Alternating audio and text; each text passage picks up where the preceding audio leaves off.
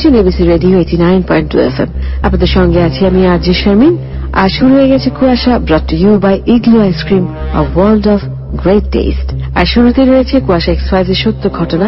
আজকের সত্য ঘটনার নাম ছদ্মবেশী খুনি। ছদ্মবেশী খুনির নামটা ছদ্মবেশী হলেও একেবারে শেষে না, মাঝামাঝি জানতে পারলেও আমি আগেই বলে দিচ্ছি, এই ছদ্মবেশী খুনি হচ্ছে পৃথিবীর অন্যতম একজন সিরিয়াল কিলার। সারা জাগিয়ে ফেলেছিল পুরো পৃথিবীতে, যার নাম ছিল চার্লস শোভরাজ। সুতরাং ছদ্মবেশী খুনি চার্লস শোভরাজের ঘটনা শুনবো আজকে। আমরা এই সিরিয়াল কিলারের গল্প শুনবো আমরা এখন। আসুন তাহলে শুনি। আর আপনি আছেন Kuasha, brought to you by Igloo আইসক্রিমে।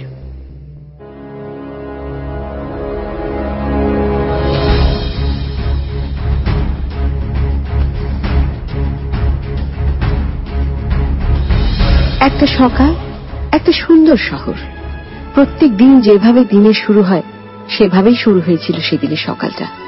একটা জেলে তার নৌকো দিয়ে মাছ ধরছিল। হঠাৎ তার চোখে পড়ল পানিতে একটা লাশ ভাসছে, একটা মেয়ের লাশ, এবং মেয়েটার শরীরে কোনো কাপড় ছিল না। ঘটনাটা থাইল্যান্ডের পাতায়া বিচের। সেই জেলে কিছু বুঝে উঠতে না পেরে দ্রুত পুলিশকে খবর দেয়। থাই পুলিশ খবর পেয়ে সাথে সাথে সেই জায়গায় চলে যায়। ওখানে গিয়ে তার লাশটা উদ্ধার করে এবং জেলেকে জিজ্ঞাসাবাদ করে, কিন্তু তেমন কোনো তথ্য তারা পায় না। সেখানে তারা লাশটির কোনো পরিচয় পায় না। তারা শুধু এতটুকু বুঝতে পারছিল যে এটি একটি মাঝবয়সী তরুণীর লাশ এবং লাশটি দেখে মনে হচ্ছিল তিনি পশ্চিমা দেশের। পুলিশ ভাবে সে হয়তো এখানে ছুটি কাটাতে এসেছিল এবং সাঁতার কাটতে গিয়ে হয়তো ডুবে গিয়েছিল। তখন পর্যন্ত পুলিশ কোনো কিছুতে নিশ্চিত ছিল না। এসব শুধুই তাদের ধারণা ছিল। লাশটিকে ময়না তদন্তের জন্য মর্গে নেওয়া হলো। সেখানে পরীক্ষার পর পোস্টমর্টমের রিপোর্ট অনুযায়ী তার শরীরে বেশ ভালো পরিমাণে ড্রাগস পাওয়া যায়। লাশের পোস্টমর্টম যারা করে তারা তাদের পেশাগত জীবনে অনেক কেস দেখেছে, কারণ পাতায়ের ওই জায়গাটাতে অনেক টুরিস্টই আসতো এবং তাদের মধ্যে অনেকেই রাত করে মদ্যপান করত, ড্রাগস নিত, সাঁতার কাটত এবং এমন দুর্ঘটনা প্রায় ঘটত। কিন্তু পোস্টমর্টমের রিপোর্ট পাওয়ার পর পুলিশ বেরিয়ে পড়ে মেয়েটির পরিচয় খুঁজতে। তারা আশেপাশে প্রায় সব হোটেলে যায় এবং লাশের ছবি দেখে খোঁজ করে যে তাদের হোটেলে ইনি উঠেছিলেন কিনা, কিন্তু সেখান থেকে তারা কোনো তথ্য পায় না। পুলিশের কাছে এখন অপেক্ষা করা ছাড়া আর কোনো উপায় ছিল না। তারা অপেক্ষা করছিল একটা মিসিং রিপোর্টের জন্য। 2 মাস এভাবেই কেটে যায়। তারপর পুলিশের কাছে একটা ফোন আসে। থাই পুলিশের কাছে এটি একেবারে কাঙ্ক্ষিত ছিল না। একটা ট্রাক ড্রাইভার পাতায় সেই একই বিচে ট্রাক চালিয়ে যাচ্ছিল এবং হঠাৎ করে তার চোখ রাস্তার পাশে ঝোপঝাড়ে পড়ে আর দেখতে পায় সেখানে একটা তরুণীর লাশ পড়ে আছে। সে প্রচন্ড ভয় পেয়ে যায় এবং সাথে সাথে পুলিশকে ফোন করে। এটিও ছিল একটি শ্বেতাঙ্গ তরুণীর লাশ। পুলিশ সাথে সাথে ঘটনাস্থলে পৌঁছয় এবং একইভাবে এই তরুণীর কোনো পরিচয় তারা পায় না। কিন্তু লাশটি দেখে তারা এতটুকু ধারণা করতে পারছিল যে লাশটি কোনো থাই মেয়ে না, এখানে কোনো শ্বেতাঙ্গিনীর টুরিস্ট ছুটি কাটাতে এসেছিল। লাশের আশেপাশে তারা অনেক খোঁজাখুঁজি করে কোনো ব্যাগ বা কোনো জিনিসপত্র পায়নি, যাতে লাশের কোনো পরিচয় পাওয়াতে সুবিধা হয়। এবার পুলিশের টনক নড়ে। প্রথম ঘটনাটিকে তারা দুর্ঘটনা ধরে নিল, পরপর একই রকম 2টা ঘটনা ঘটার পর তারা এটাকে আর দুর্ঘটনা মনে করতে পারছে না। তারা ধারণা করছে মৃত্যু দুটির মাঝে কোনো না কোনো যোগসূত্র আছে। এবং পুলিশ লক্ষ্য করে প্রথম লাশটিকে দেখে যেমন মনে হচ্ছিল সে ইচ্ছাকৃতভাবে পানিতে নেমেছিল, দ্বিতীয় লাশটির ক্ষেত্রে ঠিক তাই মনে হচ্ছে, অর্থাৎ তারা স্বেচ্ছায় পানিতে নেমেছিল। পুলিশ যতক্ষণ পর্যন্ত তাদের পরিচয় জানতে পারছিল না ততক্ষণ পর্যন্ত কোনো দিকেই এগোতে পারছিল। পুলিশ ভিকটিম দুজনের ছবি ব্যাংকক পোস্টে প্রকাশ করে এবং পাশাপাশি পুরো সাউথ এশিয়ার প্রায় 100 পত্রিকায় এই ছবি দুটি প্রকাশ পায় এবং পুলিশ প্রত্যাশা করে যে এই পত্রিকার পাঠকদের মধ্যে থেকে অন্তত কেউ একজন ভিকটিমদের শনাক্ত করতে পারবে। কিন্তু ছবি প্রকাশের 2 দিন পরেও তাদের কোনো পরিচয় পাওয়া যায় না। 28 নভেম্বর 1975 এর মধ্যে পাতায়া বিচে আরো একটি ভয়ঙ্কর ঘটনা ঘটে। 2জন পথচারী বিচের পাশে হাঁটছিলেন এবং হঠাৎ তাদের চোখে পড়ে একটা জ্বলন্ত লাশের দিকে। একটি তরুণের লাশ ছিল। পরবর্তীতে তার পরিচয় পাওয়া যায়। তার নাম ছিল ভাইটালি হাকিম। তিনি তুর্কির ইস্তাম্বুল থেকে এখানে ঘুরতে এসেছিলেন। তার সারা শরীর ক্ষতবিক্ষত ছিল এবং তাকে যখন জ্বালানো হয় সে তখনও জীবিত ছিল। থাইল্যান্ডের পাতায়া শহরটা একটা ছিমছাম সাজানো গোছানো শহর এবং এই শহরটাকে সবাই নিরাপদ মনে করত, বিশেষ করে টুরিস্টদের জন্য। এমন একটা শহরে পরপর এমন খুন কেউ প্রত্যাশা করেনি। পাতায়া টুরিস্টদের মাঝে ওয়েস্টার্ন তরুণ তরুণীদের সংখ্যা বেশি ছিল। তারা প্রায় ছুটি কাটাতে এখানে আসত এবং এই জায়গায় তাদের জন্য যথেষ্ট নিরাপত্তার ব্যবস্থা সবসময় ছিল। 16 ডিসেম্বর 1975 সাল ব্যাংকক থেকে 55 মাইল দূরে আরো দুটো মৃতদেহ পাওয়া যায়। এবার একটি তরুণীর সাথে একটা তরুণের লাশও ছিল। তাদের বয়সও আগের ভিকটিমদের মতোই ছিল এবং তারা ছিল ডাচ। পুলিশ যখন ঘটনাস্থলে যায় তখনও লাশ দুটি আগুনে পুড়ছিল। থাই পুলিশের কাছে এটি ছিল সবচেয়ে ভয়ঙ্কর একটি হত্যাকাণ্ড। লাশ পোড়ার গন্ধে সেদিন ভারী হয়ে গেছিল সেখানকার বাতাস। দুটি লাশই আগুনে ঝলসে গিয়েছিল। লাশের সারা শরীর ক্ষতবিক্ষত ছিল। পুলিশ ঘটনাস্থলে অনেক খুঁটিয়ে খুঁটিয়ে দেখতে থাকে কোন একটা ক্লু পাবার জন্য, যা দিয়ে এই হত্যাকাণ্ডের একটা হদিস বের করতে পারে। তারা মেয়েটির জামা কাপড়ের মধ্যে একটা ট্যাগ খুঁজে পায় যেখানে লেখা ছিল মেড ইন হল্যান্ড। এছাড়া পুলিশের কাছে আর কোনো এভিডেন্স ছিল না। আবারও থাই পুলিশের অপেক্ষা করা ছাড়া আর কিছুই করার ছিল না। লাশের ময়নাতদন্তের রিপোর্টে দেখা যায় সে তরুণীকে মৃত্যুর আগে ভারী কিছু দিয়ে আঘাত করা হয় আর তরুণীর লাশের গায়ে অসংখ্য বেত্রাঘাতের দাগ পাওয়া যায়। এবং রিপোর্টে আরো বেরিয়ে আসে তাদের গায়ে যখন আগুন লাগিয়ে দেওয়া হয়েছিল ততক্ষণ পর্যন্ত তারা বেঁচে ছিল।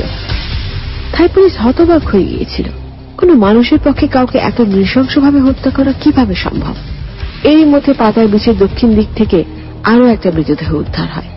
এইবার যার লাশ পাওয়া যায় তিনি হলেন 24 বছর বয়সী ফ্রেঞ্চ তরুণী স্টিফেনি পেরি।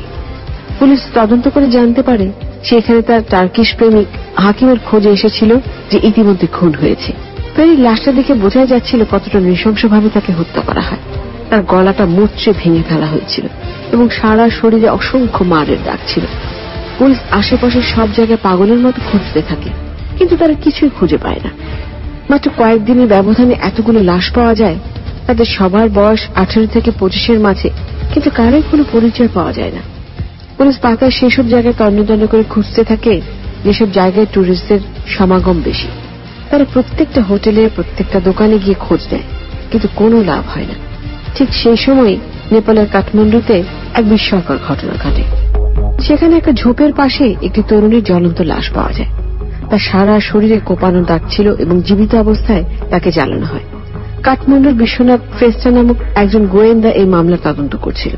পুলিশ যখন ঘটনাস্থলে যায় লাশটার চেহারা তখন পুরোপুরি ঝলসে গেছে এবং তার শরীরেও কোনো পোশাক ছিল না। মেয়েটি ছিল 26 বছর বয়সী কানাডিয়ান লরেন্ট। এই ধাক্কা সামলাতে সামলাতে নেপাল পুলিশের কাছে আরো একটা অনাকাঙ্ক্ষিত খবর আসে। এবার যে তরুণীর লাশ পাওয়া যায় তিনি ছিলেন 29 বছর বয়সী আমেরিকান কোনি জো ব্রাইডিশ। তাকেও খুব নৃশংসভাবে হত্যা করা হয় এবং পুড়িয়ে দেওয়া হয় এবং তার ঠিক পরপরই আরো দুটো লাশ উদ্ধার করে তারা। গোয়েন্দা বিশ্বনাথ জানায় ভিকটিম দুজন নেপালের কাঠমান্ডুতে ঘুরতে গেছিল এবং তারা দুজনে ওয়েস্টার্ন টুরিস্ট ছিল। যারা ঘুরতে পছন্দ করে তারা কাঠমান্ডুতে যাবে, কিন্তু ফ্রিক স্ট্রিট যাবে না এমন কখনোই হয় না। তাই তদন্তকারীরা ফ্রিক স্ট্রিটে গিয়েই তদন্ত শুরু করে। সেখানে যে হোটেলগুলোতে টুরিস্টরা থাকতো সেসব হোটেলে তারা খোঁজ খবর নেয় এবং অনেক খোঁজাখুঁজির পর একটা লজে গিয়ে তারা জানতে পারে যে সেখানে একজোড়া তরুণী উঠেছিল এবং তারা ঘুরতে বের হবার পর আর ফিরে আসেনি। তাদের নাম ছিল পিয়েরে বৌমন্ট এবং ভ্যানেসা উইলসন। পুলিশ ওই তরুণীর রুমে গিয়ে দেখতে পায় তাদের সব জিনিসপত্র রুমে ছিল, শুধু পাসপোর্ট দুটো ছিল না। পুলিশ সেখানে একটি ডায়েরি খুঁজে পায় এবং সেই ডায়েরির মাঝে তার একটা নাম খুঁজে পায়। নামটি হচ্ছে অ্যালেন গর্জিয়ার। পুলিশ যখন রুমে তদন্ত করছিল তখন পাশের রুম থেকে দুজন তরুণী আসে এবং তারা বলে ভিকটিম তাদের বন্ধু ছিল। তারা পুলিশকে সব রকম তথ্য দিয়ে সাহায্য করে। তারা বলে ভ্যানেসা উইলসনকে তারা শেষ যে লোকটার সাথে দেখে সেই লোকটা ছিল ব্যাংককের একজন রত্ন বিক্রেতা। ভ্যানেসা তার কাছ থেকে রত্ন কিনছিল। পুলিশ তাদের নিয়ে যায় লাশ শনাক্ত করতে। দুটি ভিন্ন ভিন্ন জায়গায় এবং প্রায় একই রকম 6টি লাশ। দুই পুলিশ ডিপার্টমেন্টই হন্যে হয়ে খুঁজছে। আরো একটি ভয়ঙ্কর হত্যাকাণ্ড ঘটার আগে এই খুনিকে গ্রেফতার করতেই হবে।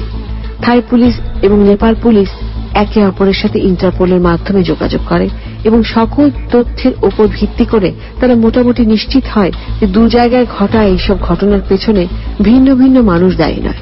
সবগুলো হত্যাকাণ্ডই পরস্পরের সাথে সংযুক্ত।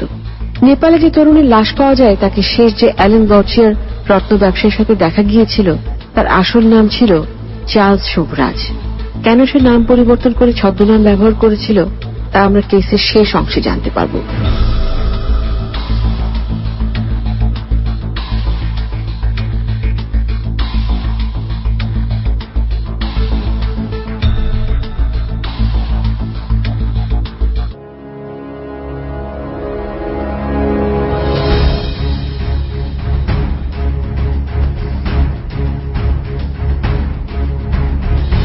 এর মধ্যে কাঠমান্ডুতে পুলিশ তাদের তদন্ত অব্যাহত রেখেছিল।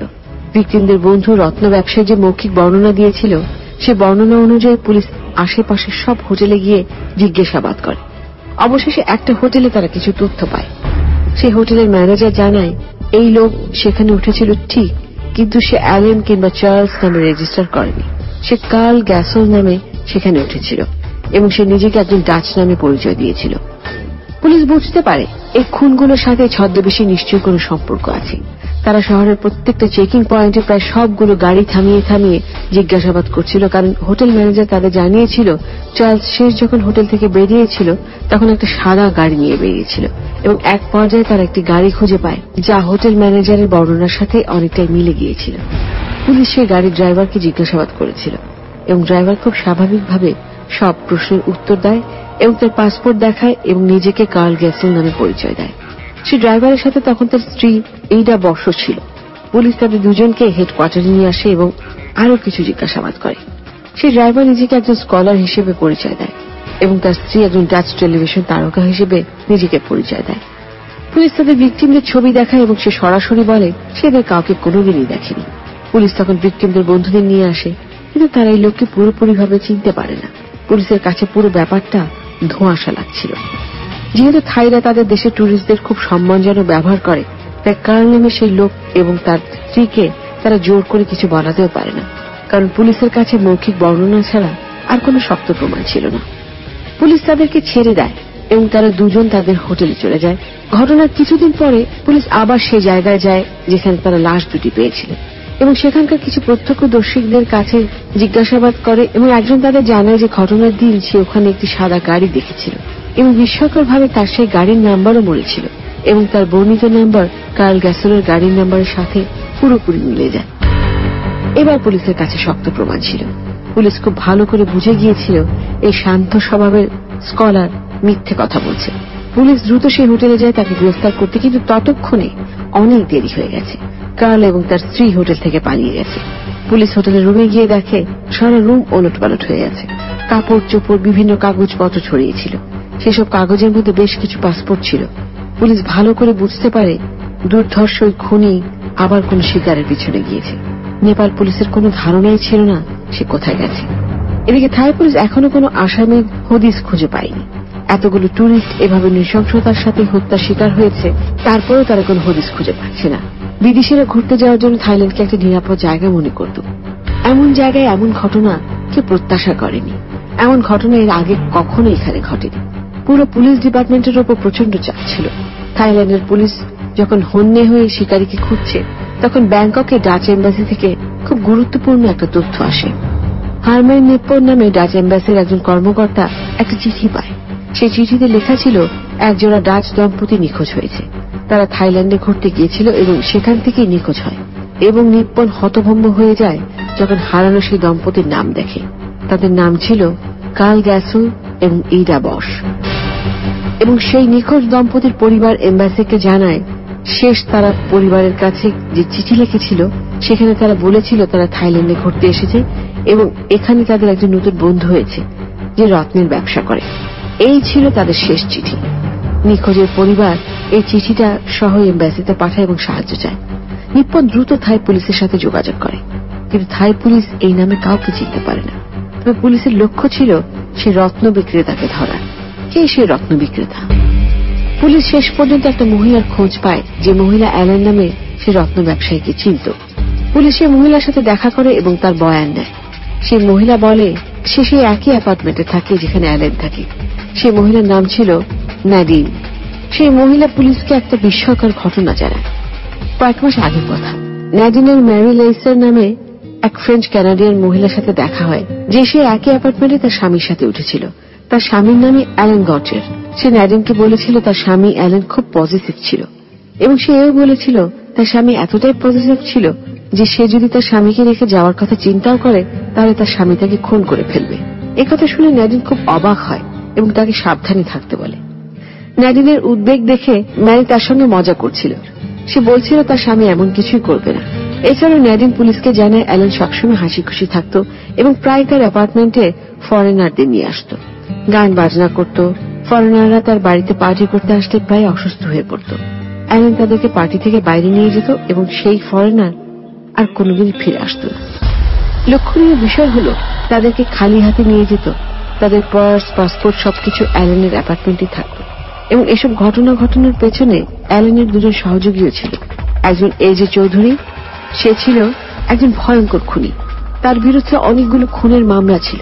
আরেকজন ছিল মারিনা ক্লার্ক, সে বিভিন্ন সময় অ্যালেনের সাথে বিভিন্ন নামে নিজেকে পরিচয় দিত, কখনো ম্যারি, কখনো আইডা। সে ছিল একজন ভয়ঙ্কর নারী, তার ফার্মাসিউটিক্যালস সম্পর্কে খুব ভালো জ্ঞান ছিল এবং এই জ্ঞানকে কাজে লাগিয়ে সে তরুণ তরুণীদের শরীরে ড্রাগস ইনজেক্ট করত। ন্যাডিন আরো বলে, হারিয়ে যাওয়ার যেই দম্পতির খোঁজে পুলিশ এসেছে, কার্ল এবং ইডা, তাদেরও ন্যাডিন দেখেছে ওই অ্যাপার্টমেন্টে। তারা অ্যালেনের কাছে রত্ন কিনতে এসেছিল এবং হঠাৎ করে তারাও অসুস্থ হয়ে যায়। প্রত্যেকটা বিদেশির এই অসুস্থ হওয়ার পেছনে ছিল মারিনার হাত। সে তাদেরকে এমন কোন পয়জন দিত বা ড্রাগস দিত যার কারণে তারা অসুস্থ হয়ে যেত। সেদিন কার্ল এবং আইজের সাথেও তাই করেছে। অসুস্থ হওয়ার কিছুক্ষণ পরে অ্যালেন এবং এজে চৌধুরী তাদেরকে গাড়িতে উঠিয়ে সেই অ্যাপার্টমেন্ট থেকে নিয়ে যায়। এর কিছুদিন পরেই ন্যাডিন পত্রিকায় পাতায় পাওয়া সেই দম্পতির লাশের খবর পড়ে এবং সে বুঝতে পারে যে কে এই জঘন্য হত্যাকাণ্ড ঘটিয়েছে। এরপর সে খোঁজার চেষ্টা করে আসলে কি ঘটেছিল তার পাশের অ্যাপার্টমেন্টে। অ্যালেন এবং তার দুই সহযোগী কিছুদিন পর নেপালে ঘুরতে যায়। ন্যাডিন তখন চুরি করে তাদের অ্যাপার্টমেন্টে ঢোকে। সেখানে সে অনেকগুলো পাসপোর্ট, বিদেশিদের কিছু কাগজপত্র এবং গয়নাগাটি খুঁজে পায় এবং পাশে একটা সুটকেসে ইনজেকশনের সিরিঞ্জ আর বেশ কিছু ড্রাগস দেখতে পায়। এই সবকিছু দিয়ে অ্যালেন আর তার সহযোগীরা নৃশংস সব হত্যাকাণ্ড ঘটায় এবং তাদের পাসপোর্টের সাহায্যে নিজেরা ছদ্মবেশ ধারণ করে। ন্যাডিন এসব দেখে প্রচন্ড ভয় পেয়ে যায় এবং সে তার এক বন্ধুর সাথে যোগাযোগ করে সবকিছু জানে। সে বন্ধু এম্বাসিতে নিপ্পনের সাথে যোগাযোগ করে এবং সব তথ্য দেয়। সেখান থেকে নিপ্পন ন্যাডিনের খোঁজ পায় এবং পুলিশকে সাথে নিয়ে তার সাথে দেখা করতে যায়। ন্যাডিন সেই অ্যাপার্টমেন্ট থেকে মারিনের একটা ডায়েরি খুঁজে পায়। সেই ডায়েরিতে নিপ্পন বেশ কিছু আর্টিকেল খুঁজে পায়। সেই আর্টিকেলগুলো ছিল ব্যাংককের সেই খুনগুলো নিয়ে। থাই পুলিশ যাকে খুঁজে বেড়াচ্ছিল তার আসল নাম চার্লস। সে কার্ল গ্যাসলকে হত্যা করে তাদের পরিচয়ে নিজেকে পরিচিত করে। এখন যেটা প্রয়োজন ছিল তা হল দুই দেশের মাঝখানে যোগাযোগ করা এবং তাদের কাছে যেসব তথ্য প্রমাণ আছে সবকিছু এক জায়গায় করা। তবেই ছদ্মবেশী খুনিকে ধরা সম্ভব হবে। ব্যাংককের ডাচ এম্বাসিতে নিপ্পন সন্দেহ করেছিল অ্যালেন নামে সে রত্ন ব্যবসায়ীকে ডাচ দম্পতির খুনের দায়, কিন্তু সে তখনও জানত না এই অ্যালেন আর কেউ না, চার্লস নামের এক ভয়ঙ্কর সিরিয়াল কিলার যে অ্যালেন ছদ্মনাম ধারণ করেছিল।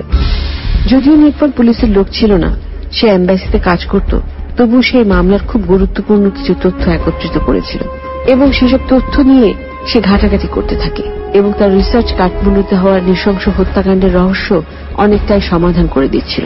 সে কাঠমান্ডুর হত্যাকাণ্ডগুলো নিয়ে আর্টিকেলগুলো ঘাটাঘাটি করে এবং এই সবগুলো খুনের মধ্যে সে একটা সম্পর্ক স্থাপন করে। সব তথ্য একসাথে করে নিপ্পন পুলিশের কাছে যায়। তাই পুলিশ নিপ্পনের কাছ থেকে তথ্য পাওয়ার সাথে সাথে অ্যালেন তথা চার্লসের অ্যাপার্টমেন্টে দ্রুত যায় তাকে গ্রেফতার করার জন্য। অ্যাপার্টমেন্টের ভেতরে দুজন পুরুষ, একজন নারী ছিল। সেই নারীর নাম মারিনা ক্লার্ক। সে তার নিজের পাসপোর্ট দেখায় এবং সেখানে চার্লসও ছিল। পুলিশ তার পাসপোর্ট দেখতে চায়। এবার সে পুলিশের কাছে নিজেকে স্টিভ ওয়াটসন নামে পরিচয় দেয় এবং সেই নামেরই পাসপোর্ট দেখায়। পুলিশ তাদেরকে গ্রেফতার করে নিয়ে আসে জিজ্ঞাসাবাদের জন্য। পুলিশ তাদের অ্যাপার্টমেন্টে তল্লাশি চালায়, কিন্তু আরো একবার পুলিশ হতাশ হয়ে যায়। তারা চার্লস মনে করে যাকে ধরে নিয়ে আসে সে সবভাবে প্রমাণ করে সে স্টিভ এবং সে একজন আমেরিকান। কিন্তু অ্যাপার্টমেন্টে তল্লাশি করে পুলিশ একটা সিন্দুক পায় এবং সেই সিন্দুকের ভেতরে কিছু রিসিট ছাড়া আর কিছুই পায় না। বাধ্য হয়ে পুলিশ তাদেরকে ছেড়ে দেয়, কিন্তু নিপ্পনের দৃঢ় বিশ্বাস ছিল এই সেই চার্লস যে তার সমস্ত প্রমাণাদি ব্যাংককের ইন্টারপোল ন্যাশনাল ব্যুরোতে নিয়ে যায়। সেখানকার চিফ এই মামলার সব পাজলগুলোকে মেলানোর চেষ্টা করে, কিন্তু সবকিছুই তার ধোঁয়াশা মনে হয়। কানাডাতে এজেন্টের কাছে তথ্য পাঠানো হয় এবং তারা মারিনা ক্লার্কের পরিবারের সাথে দেখা করে। সেখানে তারা জানতে পারে মারিনা তার ফ্যামিলিকে প্যারিসের চার্লস শোভরাজ নামে একজনের মোবাইল নাম্বার দিয়েছিল যোগাযোগ করার জন্য। ফ্রান্সের ইন্টারপোল হেডকোয়ার্টারে তথ্য দেওয়ার পর সেখানকার এজেন্টরা চার্লস শোভরাজের খোঁজ করে এবং অবশেষে তারা চার্লস শোভরাজের পরিচয় জানতে পারে। চার্লস শোভরাজকে ইতিমধ্যেই ভারতের পুলিশ ডিপার্টমেন্ট খুঁজছিল। সে ভারতের মোস্ট ওয়ান্টেড লিস্টে ছিল। এসব ঘটনার মধ্যে দিল্লিতে আরো একটা ভয়ঙ্কর ঘটনা ঘটে। একটি টুরিস্ট হোটেলে একটি ওয়েস্টার্ন তরুণের লাশ পাওয়া যায়। তার রুম থেকে তার পাসপোর্ট এবং টাকা পয়সা সবকিছু পাওয়া গিয়েছিল এবং পোস্টমর্টম অনুযায়ী তার শরীরে কোন ড্রাগস দিয়ে তাকে খুন করা হয়। এর ঠিক 3 দিন পরে পুলিশের কাছে খবর আসে স্থানীয় একটি হোটেলে প্রায় 50 জন টুরিস্টের শরীরে ড্রাগস ইনজেক্ট করে একসাথে আহত করা হয়। সেখানে একজন ফ্রান্স টুরিস্ট জানায় তাদের ট্যুর গাইড তাদের সাথে জঘন্য ঘটনা ঘটায়। তদন্তের মাধ্যমে পুলিশ চার্লস শোভরাজকে সেখান থেকে গ্রেফতার করতে সক্ষম হয় এবং তাকে পুলিশ কাস্টাডিতে নিয়ে যাওয়া হয়। শোভরাজকে গ্রেফতার করার পরেই তারা মারিনাকে গ্রেফতার করতে সক্ষম হয়, কিন্তু সহযোগী এজে চৌধুরী তাদের সাথে ছিল না এবং তাকে আর কোনোদিন কোথাও খুঁজে পাওয়া যায় না। শোভরাজকে আদালতে নেওয়া হয় এবং সে তার অপরাধ স্বীকার করে। আদালতে নিজের দোষ স্বীকার করার জন্য চার্লস শোভরাজ খুব শান্ত ছিল। তার নিজের কর্মের জন্য তার কোনো অনুশোচনা ছিল না। তাকে 12 বছরের সশ্রম কারাদণ্ড দেয়া হয় এবং তার সহযোগীকে 8 বছরের কারাদণ্ড দেয়া হয়। তাদেরকে তিহা জেলে রাখা হয়। থাইল্যান্ড থেকে নিপ্পন যে এই কেসে তদন্ত করেছিল সে অনেকবার শোভরাজের সাথে দেখা করতে এসেছিল। একবার নিপ্পন তার সাথে দেখা করতে গেলে সে তাকে পাতায় একটা মানচিত্র দেয়, যে মানচিত্রে এক জায়গায় ক্রস চিহ্ন দেওয়া ছিল। নিপ্পন থাইল্যান্ডে ফিরে এসে পুলিশকে সে মানচিত্র দেখালে পুলিশ সেখানে গিয়ে একটি জ্বলন্ত মৃতদেহ উদ্ধার করে।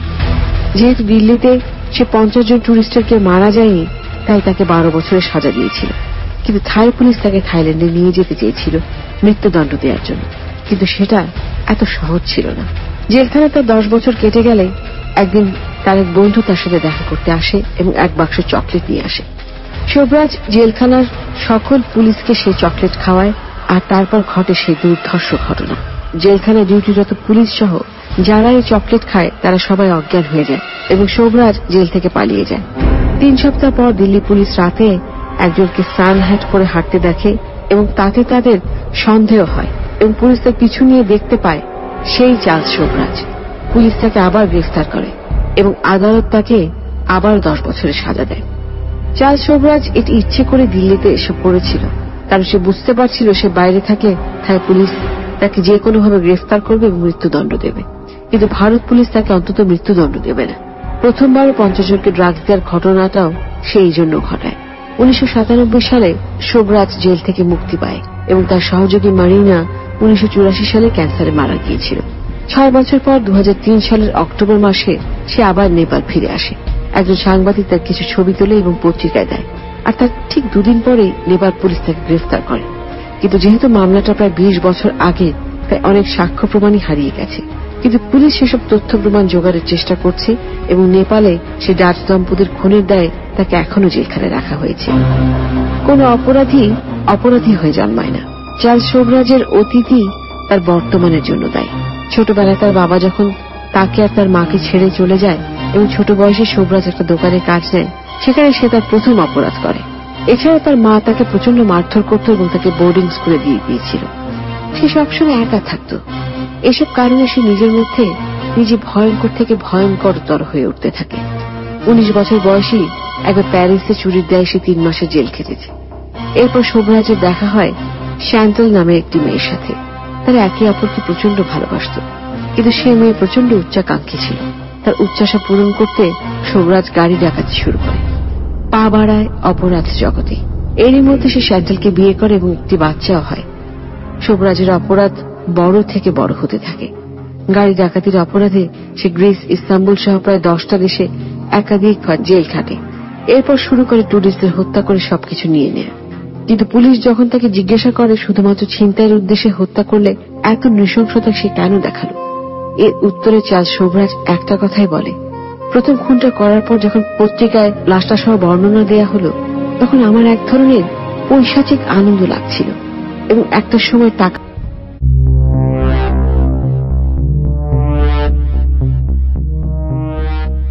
এতক্ষণ ধরে শুনছিলেন কুয়াশা এক্স ফাইলসে চার্লস শোভরাজ সিরিয়াল কিলারের ঘটনা, যার নাম দেয়া হয়েছে ছদ্মবেশী খুনি। আর চলছে Kuasha, brought to you by Igloo ice cream. এর সাথে আছি আমি আরজে শারমিন। আর সময় হয়ে গেছে আমাদের দ্বিতীয় গল্পে যাবার।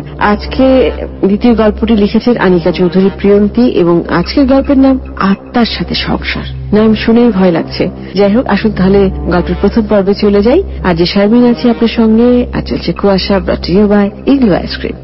কুয়াশার প্রতিটি গল্পের চরিত্র, স্থান, কাল, ধর্ম, দল, সংলাপ ইত্যাদি সম্পূর্ণ কাল্পনিক এবং শুধুমাত্র বিনোদনের উদ্দেশ্যে লেখা। গল্প বা গল্পের কোন চরিত্রের সাথে বাস্তবের যে কোনো সাদৃশ্য সম্পূর্ণভাবে কাকতালীয়। হ্যালো, কইবে তুই? আমি তো ক্যাম্পাসে, তুই কই? কই আবার বাসায়। তুই ক্যাম্পাসে থাক, আইতেছি আমি। তোরে 2 দিন ধরে পাগলের মতন ফোন দিচ্ছি আমি, তোর ফোন বন্ধ, খোঁজ খবর নাই। হইছেটা কি বলতো? আরে থাক তুই, আইসা সব বলতেছি, প্যারা আছে। আবার যে কই কি ঝামেলা পাকাইছস?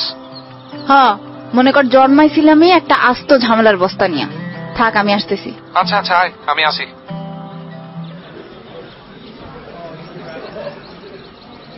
রুবেল মামা, কড়া পাত্তি দিয়ে একটা চা দাও। ও আইছস তুই? মামা আমার একটা চা দিয়েন। তুই না 2 ঘন্টা আগে বললি আমি আইতেছি, তোর বাসা থেকে আসতে 2 ঘন্টা লাগে? আরে আর কইস না, প্যারা খাইতেছি। আচ্ছা আবার কি ঝামেলা পাকাইছস কত? বাসাটাই ছাইড়া দিব ভাবতেছি। বাসা ছাড়বি? কি উল্টাপাল্টা কথা বলিস। ফ্যামিলির প্যারা নিতে মন চাইতেছে না। এটা কি ধরনের কথা রে? নিজের ফ্যামিলির ব্যাপারে কেউ এমন ভাবে বলে? থাক তুই এখন আবার আমার জ্ঞান দিস না, এমনি জ্ঞান পাইতে পাইতে ওভারলোড হয়ে গেছে। আচ্ছা ঘটনাটা কি? আন্টি কিছু বলছে?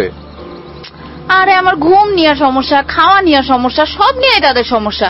এমন করলে হয় নাকি? আরে ফ্যামিলি তো একটু এমন করবেই, সেটা নিয়ে মাথা গরম করলে হয়? না রে মামা, আমার আর পোষাচ্ছে না। চল তো, আমি আন্টির সাথে কথা বলতেছি, চল। অনেকদিন আন্টির হাতের বেগুন ভাজি আর ঘি দিয়ে ভাতও খাওয়া হয় না, একসাথে দুইটাই সেরে আসি। খুব আন্টিওয়ালা হয়েছিস দেখতেছি। যা তুই যা, আন্টির কোলে গিয়ে বসে থাক, আমার সব ভালো লাগতেছে না। উল্টা পাল্টা কথা বলিস যত সব। চল তো চল। তুই যা, আমি পরে যাব। আমার কথা জিজ্ঞেস করলে বলিস আমি মরছি। আকৃতি, তোর মুখে কিছুই আটকায় না? না সেই দোষ তোর আন্টির। জন্মের পরে মুখে মধু দেয় নাই, মরিচের গুঁড়া দিছিল। তোর সাথে না ডিসকাস করাটা বৃথা। ভালো হয়েছে, যা তো তুই যা।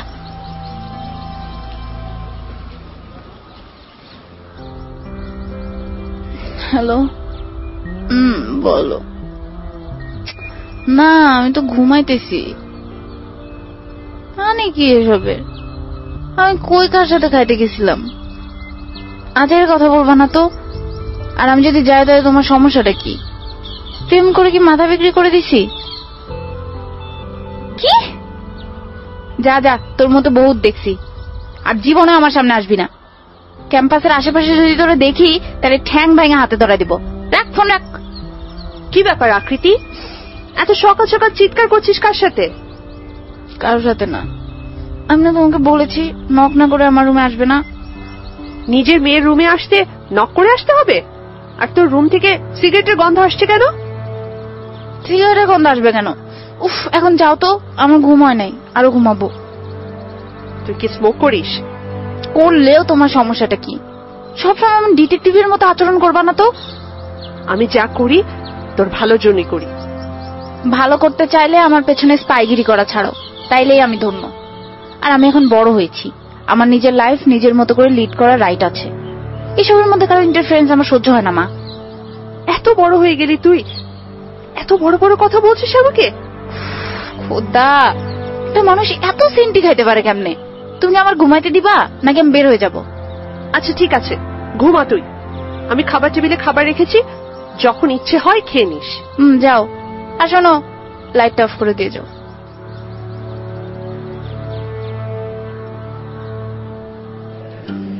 মামা, ডায়মন্ডের একটা রুটি দাও তো।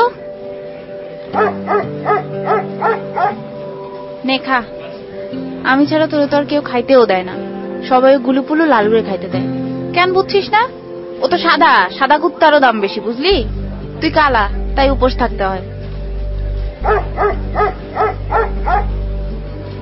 প্যারা নিস না, আমি যতদিন আসি তোর উপোস থাকা লাগবে না। তুই হইলি আমার ব্ল্যাক ডায়মন্ড, বুঝলি?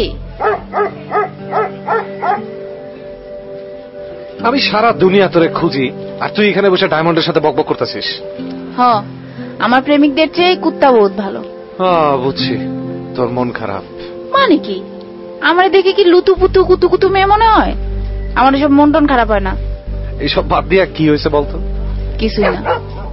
এই নে, ডায়মন্ডও বুঝছে একটা ঘাপলা হয়েছে। এখন বল কি হয়েছে? ঝগড়া করছিস? ঝগড়া মানে? আমার সাথে ঝগড়া করার যোগ্যতা হয়েছে নাকি ওর? ছ্যাঁচড়া পোলাপাইন সব। সকালের ঘুমটাই মাটি করলো। একেবারে ব্রেকআপ নাকি? নাকি ঝুলে টুলে রাখছিস? কিসের ঝুলানো? একেবারে ছাইটা দিছি। এইসব বাদ দিয়ে এখন ভালো হয়ে যা, বুঝছিস? নিজেও শান্তি পাবি, মানুষও একটু শান্তিতে থাকবে। কেন? আমি কার বাড়া ভাতে ছাই দিছি? আমি আমার মন মতো চলি, আর আমি তো কোনো ছেলের কই নাই আমার পিছে পিছে ঘুরতে, ওরা আঠার মতো লাগা থাকে, আমি কি করব? কেউ এসে বললেই প্রেম করতে হবে? তুই দেখতে ভালো, মেয়েরা দেখতে ভালো হলে ছেলেরা একটু এমন করেই, তাই বলে সবার সাথে প্রেম করতে হবে এমন তো কোনো কথা নাই। আহা, তুই বুঝিস না, প্রেম ছাড়া কি আছে জীবনে? প্রেম ছাড়া আমি একদিনও বাঁচতে পারি না, প্রেম ছাড়া আমি আঁকতেও পারি না, কিছুই করতে পারি না। কি অদ্ভুত দেখ, তুই প্রেমে বিশ্বাস করিস, আমিও, তবু আমাদের মধ্যে কত অমিল। হ্যাঁ, আমি তো ফার্স্ট ইয়ার থেকে এই কয়দিনে ডজন খানেক প্রেম কইরা দিলাম, তুই একটাও করতে পারলি না। তোর তো ভবিষ্যৎ অন্ধকার মামা। কে বলছে তোর আমি প্রেম করি না? তুই প্রেম করতেছিস, আমারে জানাস নাই তো? এই আমি তোর বেস্টি, তুই প্রেম করলে আমার একটাবার জানাইলি না পর্যন্ত, লজ্জা পায় না তোর? তাহলে তুই চিনস আমি অনেক ভালোবাসি, তবে একাই, ও আমার ভালো ভালোবাসে না। ভালোবাসে না মানে? ওর 14 গোষ্ঠী ভালোবাসবে, খালি একবার নামটা ক, আমি দেখতেছি বাকিটা। আরে না না থাক, তোরে কিছু করতে হবে না, দেখি না জীবন কত দূর নিয়ে যায়। ওরে আমার দেবদাস রে, তোরে নিয়ে বুঝছি আমার বনবাস যাওয়া লাগবে। চল। কই বনবাসে? আরে না ধর, ক্ষুধা লাগছে, চল খাইতে যাই। তাই বল, চল চল চল।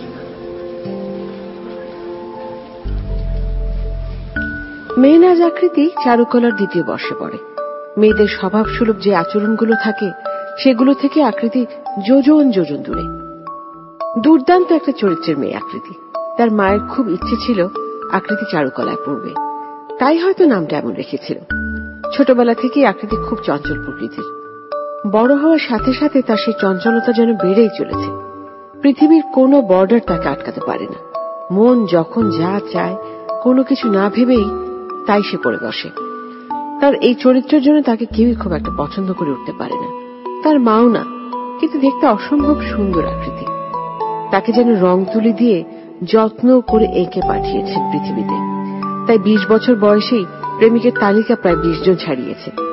প্রেম করা তার জীবনে ডাল ভাতের মতো। প্রেমিক তার জীবনে ট্রেনের মতো আসে আর যায়। জীবন নিয়ে তাই তার কোনো ভাবনা নেই, কোনো মাথা ব্যথা নেই। ঠিক তার চরিত্রের বিপরীত আরিয়ান, একদম গোছানো গাছানো, সাদা সিধে ভদ্র একটা ছেলে। তাদের দুজনের বন্ধুত্ব কি করে হলো তারা নিজেরাও জানে না।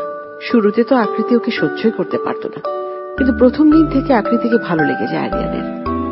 কেন সে নিজেও জানে না। আকৃতির চঞ্চলতা, তার গুন্ডা গুন্ডা ভাব সবকিছুই ভীষণ ভালো লাগতো আরিয়ানের। সেই থেকেই দুজনের বন্ধুত্ব। এখন তো এমন পর্যায়ে চলে গেছে, আরিয়ানকে কোনো কথা না বলে আকৃতির ঘুম পায় না। আকৃতির মা নিজের মেয়েকে কোনোদিন এভাবে দেখতে চায়নি। প্রায় আকৃতির সাথে তার কথা কাটাকাটি হয়। মেয়ের এমন অবাধ চলাফেরার ঘোর বিরুদ্ধে ছিল আকৃতির মা। আকৃতিও বা কবেকার পরোয়া করেছে। জীবনকে নিয়ে যখন যেভাবে খেলতে ইচ্ছে করেছে সে ঠিক সেইভাবেই খেলেছে।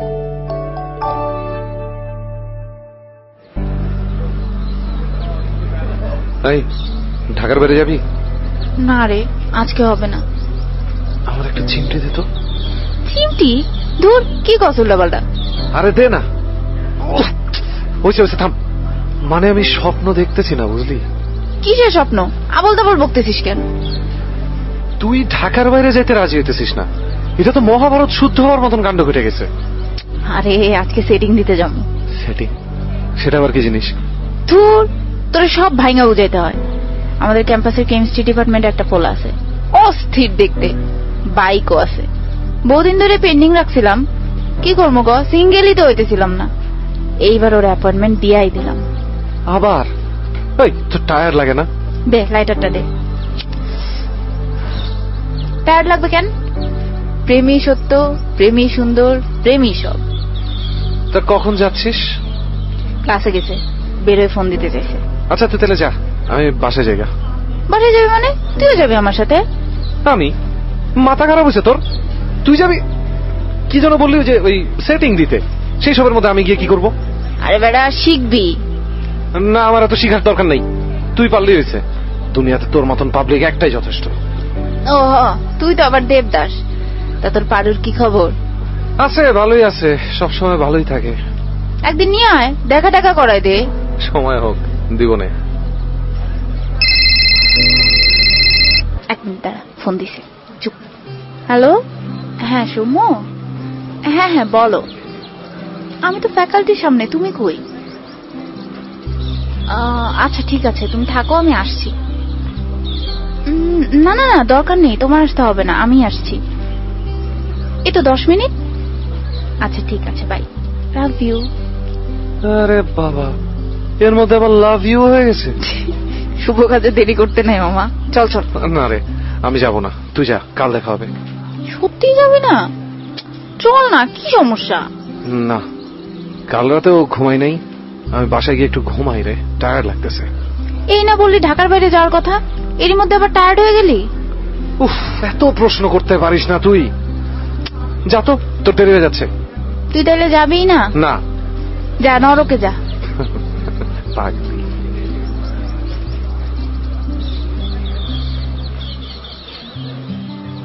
হাই। কি হলো, এত দেরি হলো যে? রাস্তায় কোনো প্রবলেম হয়নি তো? আরে না না, ওই যে আমার ফ্রেন্ড আরিয়ান, ওরে সাথে সাথে দেরি হলো। এতবার করে বললাম চল চল, আসলোই না। ভালোই করেছে। কিছু বললা? না না, কই কিছু বলিনি তো। বলো কোথায় যেতে চাও? ও, তোমার তো বাইক আছে, আমি তো ভুলেই গিয়েছিলাম। চলো 300 ফিটের দিকে যাই। চলো, যাওয়া যায়।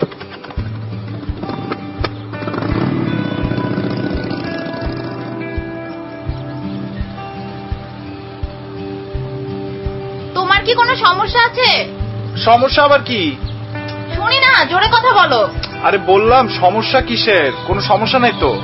তাইলে তোমার বাইকের কোনো সমস্যা? বাইকের কেন সমস্যা থাকবে? লাস্ট উইকে সার্ভিসিং করে আনছি।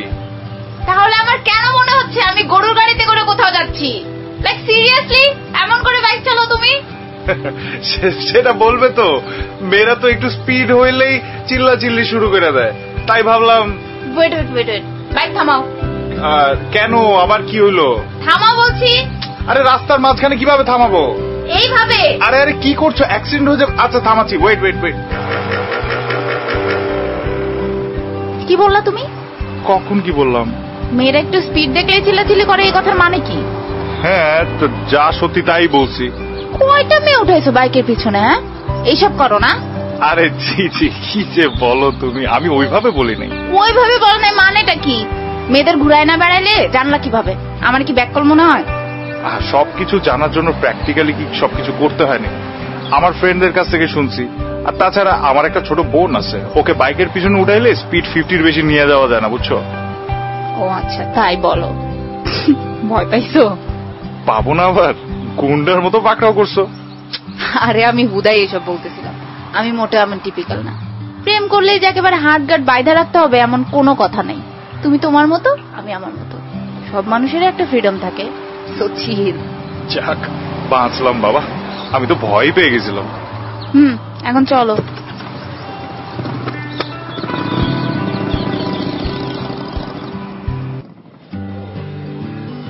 কি খাবে বলো?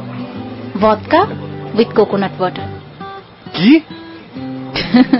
আরে মজা নিলাম, তুমি দাও অর্ডার।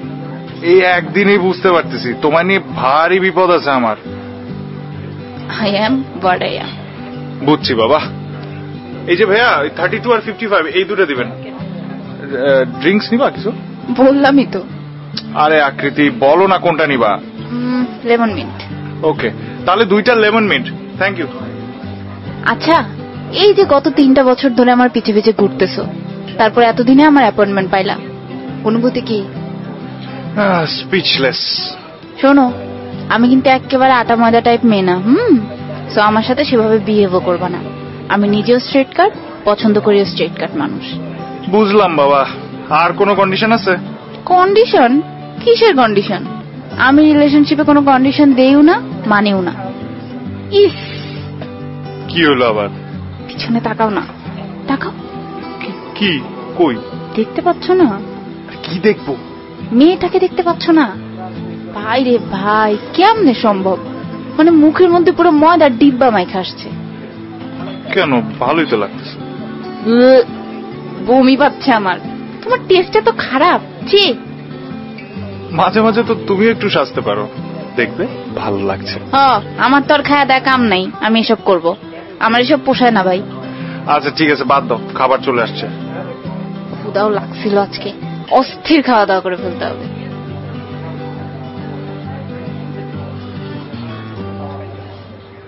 হ্যালো, হ্যাঁ আরিয়ান। কি হলো আবার? এত রাতে ফোন করলি? কোনো সমস্যা?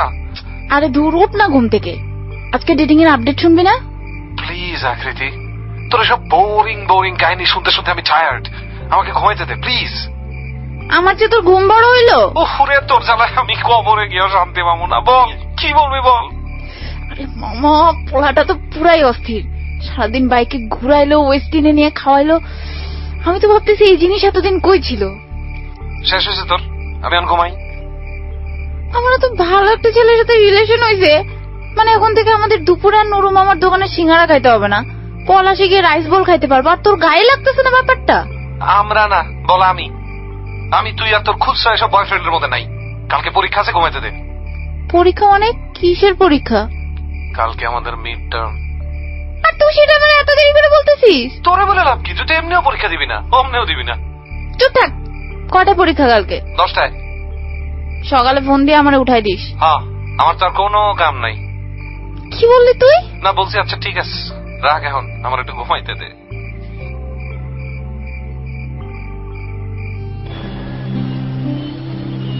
ধুমায় আঁকছি আজকে পরীক্ষা। বাহ, কি মজা! পরীক্ষায়ও বসে আঁকতে হয়। আমাদের থাক, সেসব দুঃখের কথা না বলি। হ্যাঁ, তো তোমাকে ওসব সাবজেক্টে পড়তে বলছে কে? চারুকলায় ভর্তি হইতা। আরে পরীক্ষা তো দিছিলামই, রিটেনে টিকছিলামও। প্র্যাকটিক্যালে গিয়ে বলে মানুষ আঁকতে হবে, মানুষের স্ট্রাকচার। আমি আঁকার পর নিজে চিনতে পারলাম না কিসের স্ট্রাকচার আঁকছি। বাহ, অসাধারণ প্রতিভা। আচ্ছা যাই হোক, পরীক্ষা শেষ, সো লেটস সেলিব্রেট। সেলিব্রেশন করা যায়। So what's the plan? আজকে রাতে আমার বাসায় আসো। তোমার বাসায় রাতে গেলে আবার আসবো কখন? তার চেয়ে এখন চলো। আর তাছাড়া আমি তোমাদের বাসায় কখনো যাইও নাই। হুট করে রাতে যাওয়াটা কেমন দেখায় না? কেমন আবার? আর রাতে গেলে আসবা কেন? থাকবা। কি বল উল্টাপাল্টা? তোমার বাসায় আর কেউ নাই? আম্মু আছে হয়তো, সো হোয়াট, ওসব আমি কেয়ার করি না। আজকে রাতে তুমি আমার বাসায় আসছো, দ্যাটস ফাইনাল। বাকি সব ব্যবস্থা আমি করছি। Are you sure? আর এমনিতে আমি একটা ছবি আঁকছি অনেকদিন ধরে, কমপ্লিট করতে পারছি না। মাথাটা পুরাই হ্যাং হয়ে আছে। তো আজকে প্রচুর চিল করতে হবে, মাথাটা পরিষ্কার করতে হবে, তারপর ছবিটা কমপ্লিট করব। ওকে, ঠিক আছে, চলো এখন তোমাকে ড্রপ করে দিয়ে আসি, বাসাটাও চেনা হবে। চলো।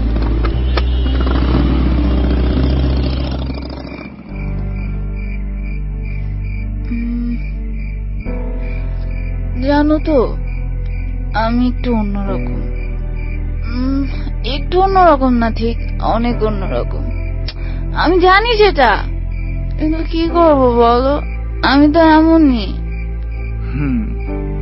এমনই থাকো, তোমার চেঞ্জ হওয়ার দরকার নাই। কিন্তু আমার মা চায় তো। আমার মা চায় আমি ভদ্র, শ্লীল, সো কল টিপিক্যাল মেয়েদের মতো হই। কিন্তু এগুলো তো আমার সাথে যায় না। সব মায়েরাই এমন চায়। আমার মা একটু বেশি চায়। মাঝে মাঝে এত বিরক্ত লাগে না আমার। যাই হোক, বাদ দাও। ছবিটা সুন্দর হয়েছে না? সুন্দর, খুব সুন্দর, তোমার মতো।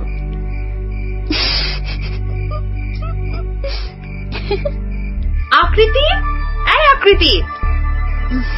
এই যে শুরু হয়েছে। এই মহিলাটার জ্বালায় প্রেম কইরাও শান্তি নেই। আকৃতি, তুমি বসো, আমি আসছি 2 মিনিট। সরি।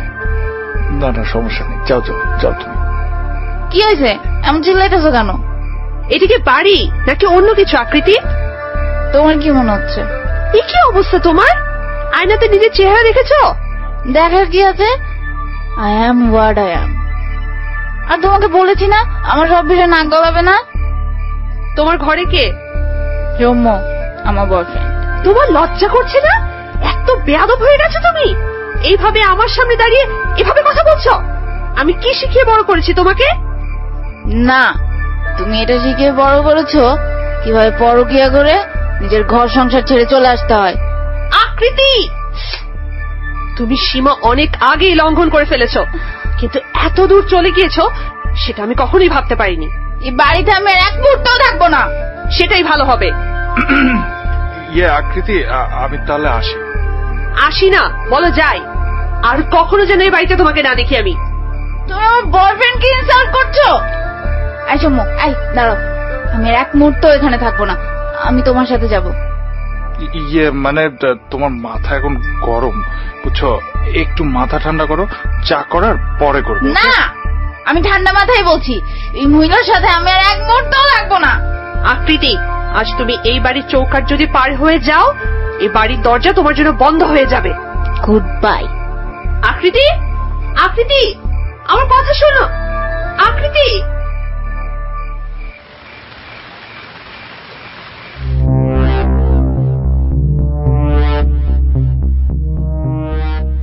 প্রথম পার্ট শেষ হয়ে গেল, চলছে Kuasha brought to you by Igloo ice cream. আমরা শুরুতেই দেখেছি আকৃতি নামের একটি মেয়ে, যাকে আরিয়ান নামে একটি ছেলে খুব ভালোবাসে, এবং আকৃতি খুবই বাউন্ডুলে একটু উশৃঙ্খল প্রকৃতির মেয়ে, যাকে একেবারে বাগে আনা যায় না সহজে, এবং প্রচুর পুরুষের আগমন ঘটে গেছে এত অল্প বয়সে তার জীবনে, কিন্তু আরিয়ান তাকে ভীষণ ভালোবাসে। যাকে ইতিমধ্যে বেশ কিছুটা আমরা জেনে ফেলেছি, আমরা আরো জানবো গল্পের দ্বিতীয় পর্বে। তাই কোনো অপেক্ষা না করে আর কোনো কথা না বাড়িয়ে সোজা চলে যাচ্ছি গল্পের দ্বিতীয় পর্বে। চলছে Kuasha brought to you by Igloo ice cream, সঙ্গে আছি আমি শারমিন।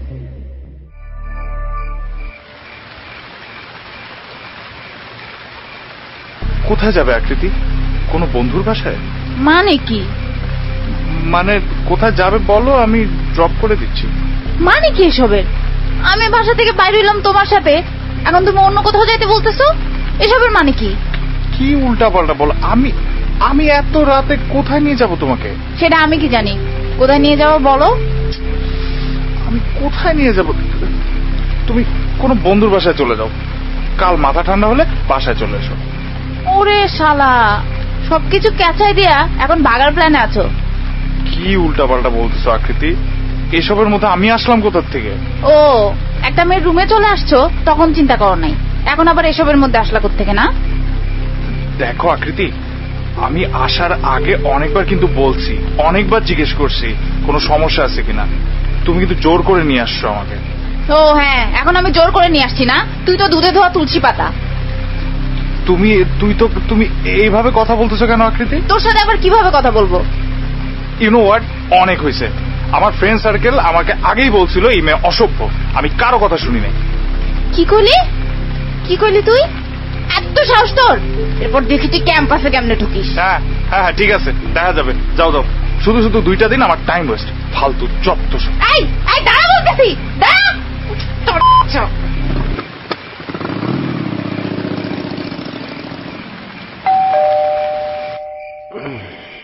এত রাত্রে আবার কে আসলো? আরে আসতেছি তো বাবা।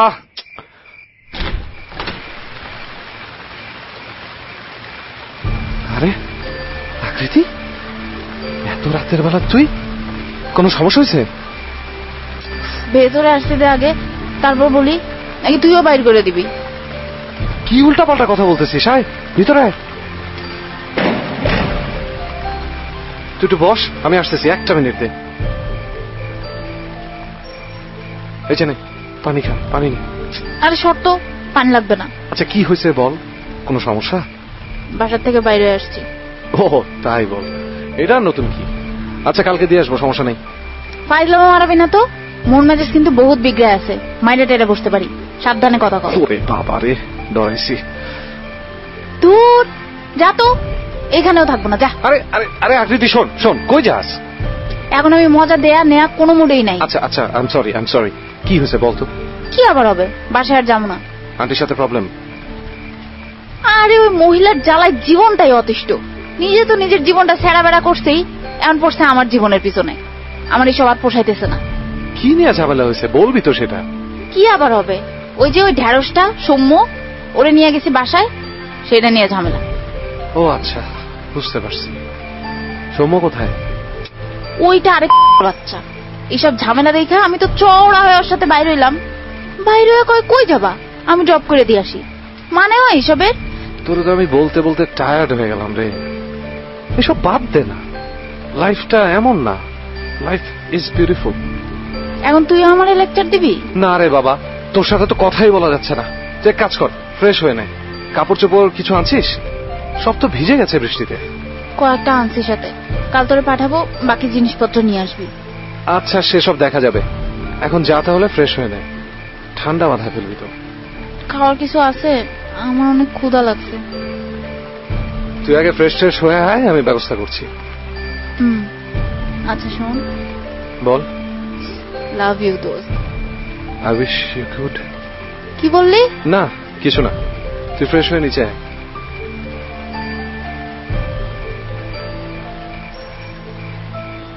ধুর, এসবের মধ্যে পিনিকটাই ছুটে গেল। তুই জীবনে ভালো হবি না। আচ্ছা শোন, আমি কিন্তু তোর এখানেই থাকবো। আপাতত 2000 করে দিব, এর চেয়ে বেশি পারবো না। আমার এখানে তুই টাকা দিয়ে থাকবি? এত টাকা হয়ে গেছে তোর? তোকে ফ্রি রাখবি? তাহলে তো হইলই, সল্টায় গেল। এখন কি থ্যাংক ইউ বলতে হবে? যা ঘুমা, আজকে নিচের গেস্ট রুমে ঘুমা, কালকে উপরের রুমটা পরিষ্কার করে দিব। ওকে, গুড নাইট। আরিয়ান আর আকৃতির সম্পর্কটা ঠিক বন্ধুত্বের নয়, আবার প্রেমেরও নয়। আরিয়ান আকৃতিকে অসম্ভব ভালোবাসে, যতটা ভালোবাসলে এমন এলোমেলো একটা মেয়ের মাঝেও সে একটা সংসার দেখতে পায়। কিন্তু এই কথা সে হয়তো কোনোদিন আকৃতিকে বলতে পারবে না, কারণ আকৃতির মাঝে সে কোনোদিন বিন্দুমাত্র ইশারা দেখেনি আরিয়ানের জন্য। আরিয়ানের বাবা মা একটা কার অ্যাক্সিডেন্টে মারা যায় বছর 4 আগে। তখন আরিয়ান বিশ্ববিদ্যালয়ে ভর্তি হয়নি। তার বাবা একজন আর্কিটেক্ট ছিলেন। সেই সুবাদেই নিজের জীবনের সমস্ত অভিজ্ঞতা দিয়ে কাকতাড়ুয়া ভিলা বানিয়েছিলেন তিনি। বাবা মা চলে যাওয়ার পর সেই কাকতাড়ুয়া ভিলাতে একা নিঃসঙ্গ জীবন কাটাতে শুরু করে আরিয়ান। তার এই নিঃসঙ্গ নীরব অন্ধকার জীবনে এক টুকরো আলো হয়ে আসে আকৃতি। আজ তার এই কাকতাড়ুয়া ভিলার অন্ধকার দূর করতেই যেন আকৃতির অভিমান করে বাড়ি ছেড়ে চলে আসা। আরিয়ান যেন এমনটাই চাইছিল, যদিও সে আকৃতিকে বলছিল আকৃতির মাকে বুঝিয়ে সুঝিয়ে তাকে বাসায় নিয়ে যাবে, কিন্তু মনে মনে চাইছিল আকৃতি এখানেই থাক তার সাথে।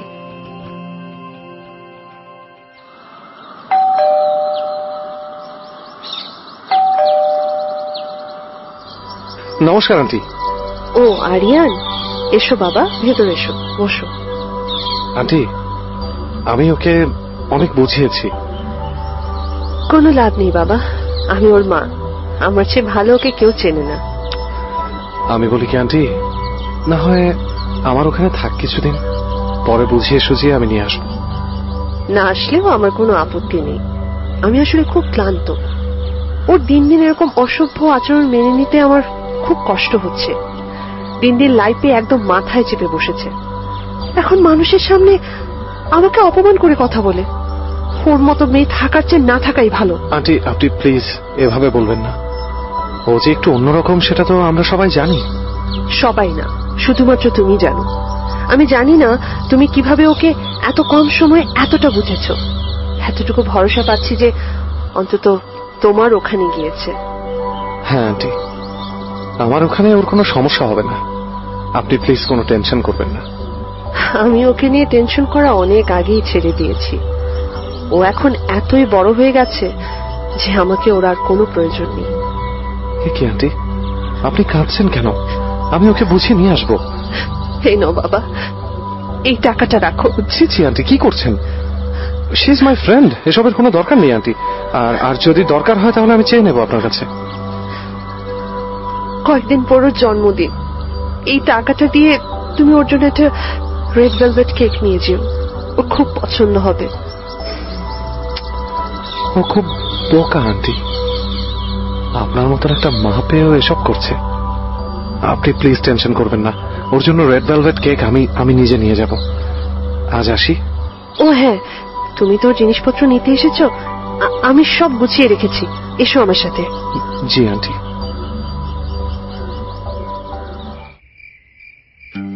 আসছিস? সব নিয়ে আসছিস? হ্যাঁ। কই আমার ক্যানভাস আর কালারের প্যালেটটা তো দেখছি না। সবই নিয়ে আসছি, একটু বসতে দে আমারে।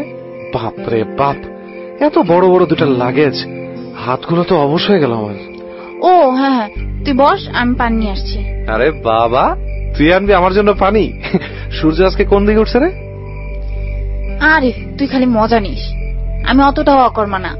ঘুম থেকে উঠে দেখি তুই নাই, একা একা বোর লাগছিল, তারপর ভাবলাম স্যান্ডউইচ বানাই ফেলি। একটা পোড়া পোড়া গন্ধ পাচ্ছি মনে হচ্ছে। ও শিট, আমার স্যান্ডউইচ! বাহ, চমৎকার চমৎকার স্যান্ডউইচ বানিয়েছিস। হাসবি না বলছি, একদম হাসবি না। সব তো ঠিকই ছিল, তোর সাথে কথা বলতে গিয়ে সব ঝামেলা হলো, পুড়ে গেল। আচ্ছা থাক, তুই মন খারাপ করিস না, আমি এই স্যান্ডউইচই খাবো। আচ্ছা তুই এত ভালো কেন? তুই যে এত খারাপ সেই জন্য ব্যালেন্স করতে হবে না। আচ্ছা শোন, আমি একটা কাজ করি, বাইরে থেকে খাবার অর্ডার করি। কি খাবি বল? বললাম তো আমি এই স্যান্ডউইচই খাবো। তোর বিশ্বাস হলো না? দে। আরে কি করিস? এটা তো পুড়ে গেছে। তাতে কি, তুই বানাইছিস না? তুই না পাগল পুরাই। আচ্ছা তুই খা, আমি এই পোড়া খাবার খাইতে পারবো না। তাড়াতাড়ি খাওয়া শেষ করে বাইরে চল, একটু ক্যাম্পাসের দিকে যাবো, ওখানে গিয়ে খাবো।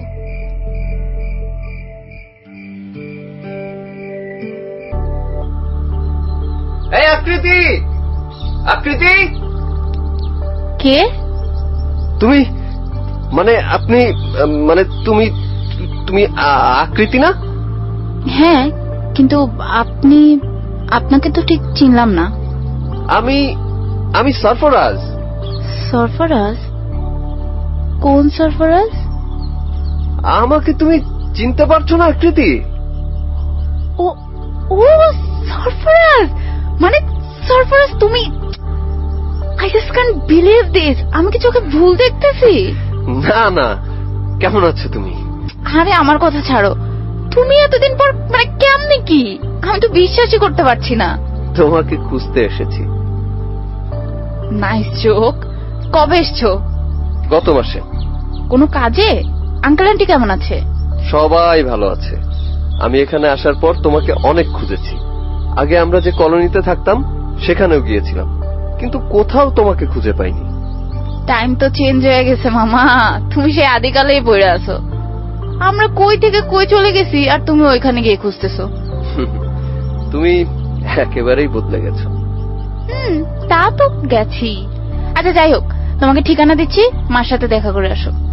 মানে ঠিক বুঝলাম না। আমি মার সাথে থাকি না। সে কি, কেন? সে অনেক কথা। তুমি কয়েকদিনের জন্য এসেছো, এসবের মধ্যে পড়ার দরকার নেই। Just chill. আমি কয়েকদিনের জন্য আসিনি, একেবারে চলে এসেছি। আর যাব না, আব্বু আম্মুও চলে আসবে। ওয়াও, মানে আজকে কার মুখ দেখে উঠছিলাম, একটার পর একটা ভালো খবর পাইতেছি। আচ্ছা তুমি তাহলে থাকো কই? আমি আমার এক ফ্রেন্ডের বাসায় থাকি। তুমি মার সাথে দেখা করে আসো, তারপর নিয়ে যাবো ওখানে একদিন। আচ্ছা ঠিক আছে, তোমার নাম্বারটা দাও। সরফরাজ আকৃতির ছোটবেলার বন্ধু। ছোটবেলায় তারা একই কলোনিতে পড়ত, একই সাথে স্কুল যেত। সারাক্ষণ দুজনের ঝগড়া খুনসুটি লেগেই থাকত। একদিন হঠাৎ সরফরাজের পরিবার সহ দেশের বাইরে চলে যায় ওরা। ধীরে ধীরে আকৃতির স্মৃতি থেকে সরফরাজ মুছেও গিয়েছিল। চেহারাটাও ঠিকঠাক মনে ছিল না। আজ এত বছর পর সরফরাজ তাকে কিভাবে চিনল, এটা ভেবেই অবাক সে। ছোটবেলার বন্ধুর সাথে কয়েকদিন ধরে বেশ মেলামেশা করছিল আকৃতি। করতে করতে ছোটবেলার বন্ধুত্ব প্রেমে পরিণত হয়। আবার একটা সম্পর্কে জড়িয়ে যায় আকৃতি। এই শেষ আসলে কোথায়, কিভাবে, তা সে নিজেও জানে না।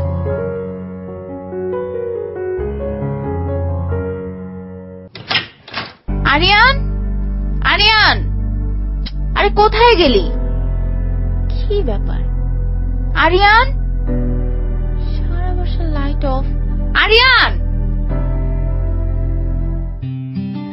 Happy birthday to you. Happy birthday to you. Happy birthday dear Akriti. Happy birthday to you. Wow, সবকিছু তুই করেছিস? আরো আছে, আয়। আরে আরে কই নিয়ে যাচ্ছিস? Red velvet cake. মা ফোন করেছিল। না, যেদিন তোর জিনিসপত্র আনতে গিয়েছিলাম সেদিনই বলেছে। মা ছাড়া আর কেউ জানে না আমি রেড ভেলভেট অনেক পছন্দ করি। যাক বাদে। আরে ও কোথায় গেল? কে? সরফরাজ। সরফরাজ? সে আবার কে? জীবনে প্রথম যাকে আমি ভালোবাসলাম। আবার? না, এবার না, তোকে পরে বলছি সব। সরফরাজ কোথায় গেলে? আছি, যাইনি কোথাও। তোমাদের ফ্রেন্ডশিপ দেখছিলাম। It's amazing. By the way, many many happy returns of the day. আমার বার্থডে জানো না এখন পর্যন্ত? কি ভালোবাসবে আমাকে? I am so sorry. আচ্ছা, ও হচ্ছে আরিয়ান। আমার বাবা মা ভাই বোন বন্ধু শত্রু সবকিছু। আর আরিয়ান, ও হলো সরফরাজ। অনেক ছোটার পর ওকে খুঁজে পেলাম। এখন মনে হচ্ছে ওকে পাওয়ার জন্যই ছুটছিলাম। কংগ্রাচুলেশনস। থ্যাঙ্কস। আকৃতি সারাক্ষণ তোমার কথা বলে। It's a pleasure to meet you. তোরা বস, কথা বল, আমি না হয় কফি নিয়ে আসি। শোন, বাসায় কিছু রান্না করেছিস নাকি? না। ভালোই করেছিস। সরফরাজ খাবার অর্ডার করেছে, ওর দিক থেকে ট্রিট। আচ্ছা। আর শোন, ও কিন্তু আজ এখানেই থাকবে। ঠিক আছে, আমি রুমে যাচ্ছি, কিছু লাগলে আমাকে ডাক দিস।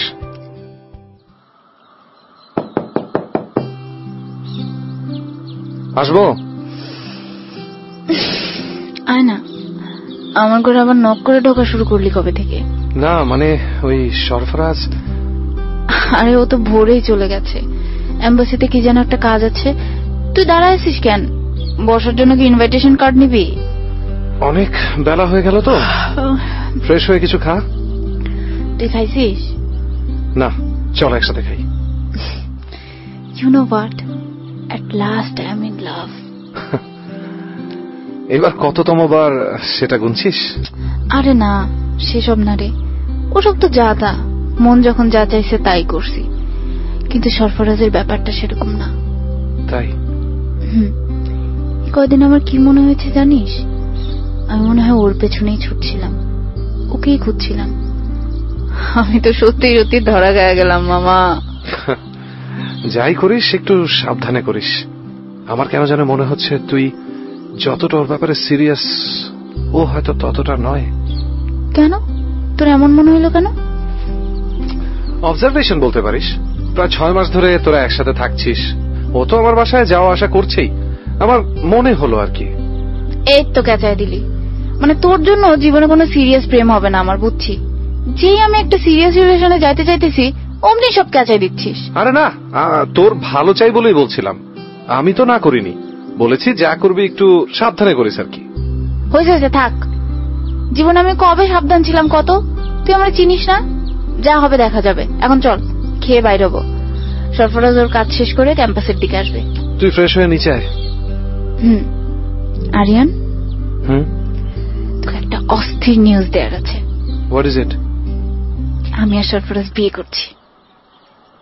কংগ্রাচুলেশনস। তুই খুশি হোস নাই? কেন হব না বল, কিন্তু এরকম হঠাৎ বিয়ে? আমি কনসিভ করেছি। হোয়াট? কি বলছিস তুই? সরফরাজ রাজি হয়েছে বিয়েতে? মানে কোনো ঝামেলা নাই তো? রাজি হবে কি, ও তো জানেই না কিছু। আজকে বলবো। যদি রাজি না হয়?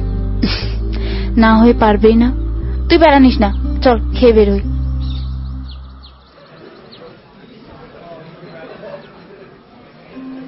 কি ব্যাপার, তোমাকে এমন বিষণ্ণ দেখাচ্ছে? মন খারাপ? আচ্ছা, তুমি কি আমাকে ছেড়ে চলে যাবে? কি উল্টা পাল্টা বলো, চলে যাব কেন? না, সবাই তো গেল, পরিবার, আপনজন, প্রেমিক সবাই। শুধু আরিয়ানটা যেন কিভাবে আমাকে সহ্য করে। আচ্ছা, তুমি আমাকে ভালোবাসো? এটা কেমন প্রশ্ন আকৃতি? অবশ্যই বাসি। চলো বিয়ে করি। বিয়ে? আমার কোনো সমস্যা নেই, কিন্তু আমি চাচ্ছিলাম বাবা মা দেশে আসলে। তোমার বাবা মা আসতে কতদিন? তা 3-4 মাস। কতদিন তো সময় নেই, অনেক দেরি হয়ে যাবে।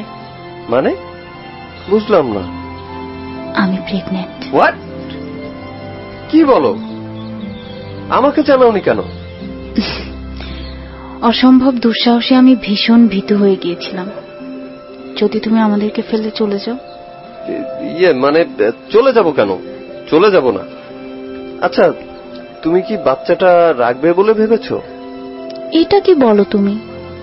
আমি উড়নচণ্ডী হতে পারি, কিন্তু খুনি না। কেন, তুমি রাখতে চাও না?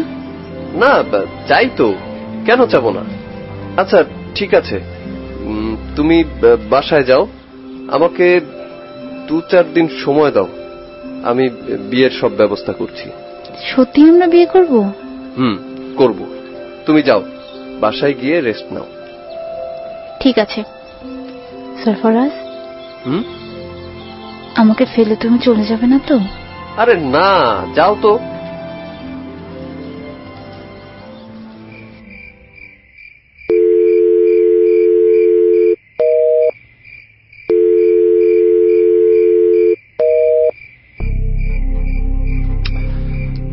কিরে, ফোন ধরলো? না, কাল পর্যন্ত রিং হচ্ছিল, আজকে তো বন্ধ বলতেছে। আচ্ছা তুই টেনশন করিস না। টেনশন করবো না মানে? কি উল্টাপাল্টা কস তুই?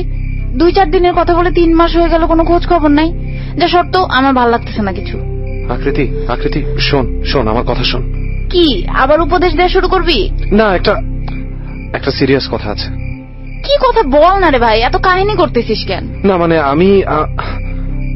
আমি খোঁজ নিয়ে এসেছি, বুঝলি? ওই সরফরাজ। সরফরাজ কি জানতে পেরেছিস কোথায় আছে? ও দেশের বাইরে চলে গেছে, ওর বাবা মার ওখানে। ও তোকে মিথ্যা বলেছে। He actually lied to you. ও একবারে এখানে আসেনি রে। ও যা শালা, এটাও গেল। ভালোই হয়েছে, কিন্তু পেটের মধ্যে যে আর একটা বড় হইতেছে, এটারে কি করি বলতো? আকৃতি, আমার কথা শোন। তুই উল্টাপাল্টা কিচ্ছু মাথায় আনিস না, সব ঠিক হয়ে যাবে। আরে ধুর বেড়া, উল্টাপাল্টা কিছু মাথায় আনার কি আছে? আমরা দেখে কি মনে হইতেছে আমি সিরিয়াস? আরে এসব কত হ্যান্ডেল করলাম। তুই যা, আমি ঠিক আছি। শোন, আমি সব সময় তোর সাথে থাকবো, সব সময়।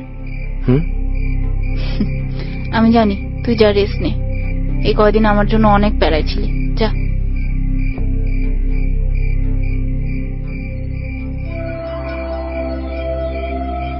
চলেই গেল, শেষ পর্যন্ত চলেই গেল। মানুষই চিনলাম না। আরিয়ান, আরিয়ান, কই তুই? আরে নিচে নাম বেড়া, সারাদিন মায়া মানুষের মতো ঘরে ঢুকে বসে থাকিস। আকৃতি, এই আকৃতি, কি হলো তোর? এসব এসব এসব কি অবস্থা করেছিস? কি আবার মেলা দিন পর পিকে আইছি মামা। আস্তে আস্তে, পড়ে যাবি তো। আরে দূর, আমি পড়লেই কি আর মরলেই কি, কিন্তু ওই শালা কুচ্চা আমি খুঁজে বাইর করবই, বুঝছিস? পালায় গেছে চোরের মতো, মনে করছে আমি খুঁজেই পাবো না।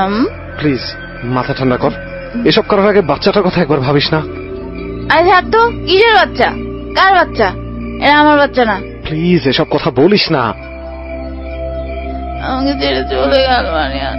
আমি এখন কি করবো তুই বল? এ বলতে পারে যাওয়া সম্ভব না, আমার আর কোনো ওয়ে নাই। আমি নিজের সাথে এটা কি করলাম বল? আচ্ছা কে বলেছে ওয়ে নাই?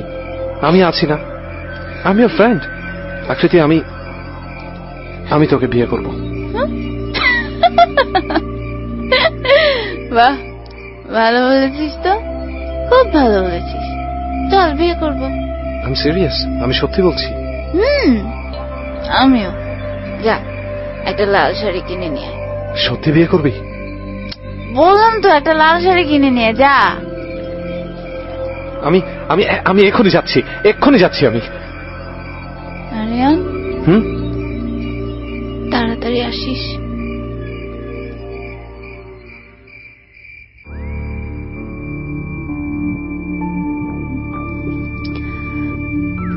আমি চলে যাচ্ছি রে।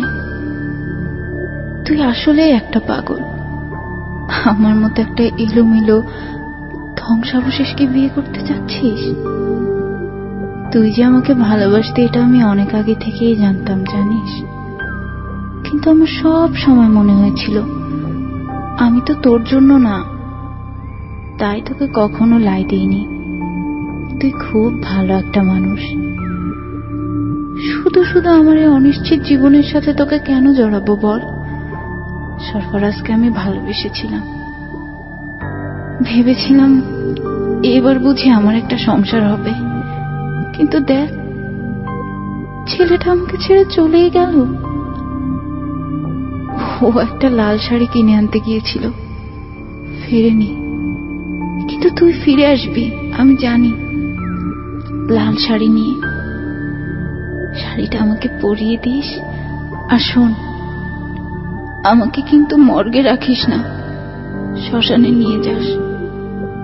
মর্গে আমার ভীষণ ভয় করবে রে। একদম কান্নাকাটি করবি না, আমি তো সব সময় তোর সাথেই থাকবো। এই বাড়িতে আমার অর্ধেক আঁকা ছবিগুলো কমপ্লিট করিস। জীবন বিন্দাস, কোনো প্যারা নিস না। আমি অস্থির চিল করতে যাচ্ছি, তুই অস্থির চিল করে ফেল। আমার জ্বালাতন তো বহুত সহ্য করলি, এখন তোর মুক্তি। আসি, ভালো থাক।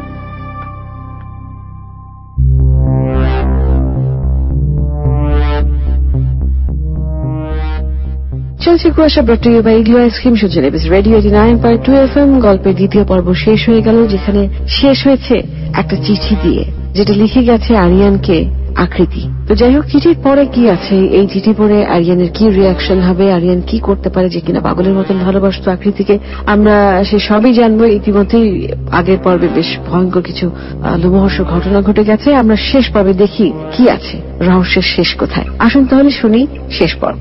চলছে Kuasha brought you by Igloo ice cream, আর সঙ্গে আছি আমি আরজে শারমি। আরিয়ান লাল শাড়িটা নিয়ে বাসায় ফিরে সে যা দেখে তা সে কোনোদিন দেখতে চায়নি। মানুষের জীবন হয়তো এমনই, অনিশ্চয়তায়।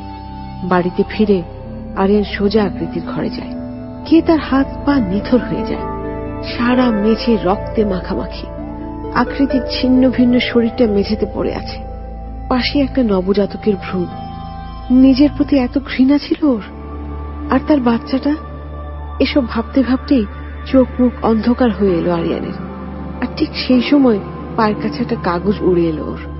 আকৃতির চিঠিটা পড়েই ভেতরটা হু হু করে উঠল আরিয়ানের। কিছুক্ষণ সে নীরব হয়ে দাঁড়িয়ে রইল। তার মনে হচ্ছিল কে যেন তার বুকটা সাঁড়াশি দিয়ে খুঁচিয়ে খুঁচিয়ে ঝাঁঝরা করে দিচ্ছে। মিনিট খানেক পর একটা আর্তনাদ ভেসে এলো কাকতারুয়া ভিলা থেকে। আরিয়ানের আর্তনাদ। সে কতক্ষণ কেঁদেছিল সে নিজেও জানে না। নিজেকে কোনো মতে সামলে নেয় আরিয়ান। চিঠির একটা লাইনে বারবার চোখ বুলায় সে, আমি সবসময় তোর কাছেই থাকবো। এরপর আরিয়ান যা করলো তা হয়তো কোনো মানুষ কোনোদিন কল্পনাও করেনি। সে আকৃতিকে লাল শাড়িটা পরিয়ে দিল, চোখে কাজল, ঠোঁটে লিপস্টিক লাগিয়ে দিল। সেখান থেকে শুরু হলো আরিয়ানের সংসার, আত্মার সাথে সংসার। সে বিশ্বাস করতে শুরু করলো আকৃতি মরেনি, তার সাথেই আছে। শুধু আকৃতিই না, তার বাচ্চাটাও। এরপর থেকে ওই বাড়ি হয়ে উঠল একটা মৃত্যুপুরী, যেখানে ঘটতে যাচ্ছিল ভয়ঙ্কর রকমের অশুভ কিছু।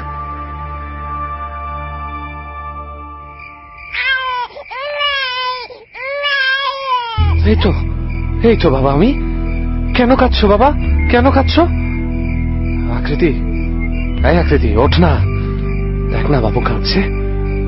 আকৃতি, আরিয়ান কোথায় গিয়েছিলি তুই? বাবু কাঁদছে না? আমার খুব কষ্ট হচ্ছে রে, কেন আমাকে কষ্ট দিচ্ছিস? আমি তোকে কষ্ট দিচ্ছি? আমি তোকে কষ্ট দিতে পারি? আমার লাশটা তো পচে যাচ্ছে, ভীষণ দুর্গন্ধ ছড়িয়ে গেছে। না, একদম না, কোনো দুর্গন্ধ নেই। আমি তোকে খুব ভালোবাসি জানিস, আমি তোকে ছাড়া বাঁচবো না। তুই প্লিজ আমাকে ছেড়ে কোথাও যাবি না। হ্যাঁ, আমাকে যে যেতে হবে। না না, কোথায় যাবি তুই? কোথায় যাবি? আমার প্রতিশোধটা তো এখনো বাকি আছে। না, কোথাও যাস না, কোথাও যাস না। আমাকে রেখে তুই কোথাও যাবি না, কোথাও না। আমার বাচ্চাটার খেয়াল রাখিস। আমি আসবো তো। না না, আর আসবো না না। আকৃতি, তুই কোথাও যেতে পারবি না। আকৃতি, আকৃতি।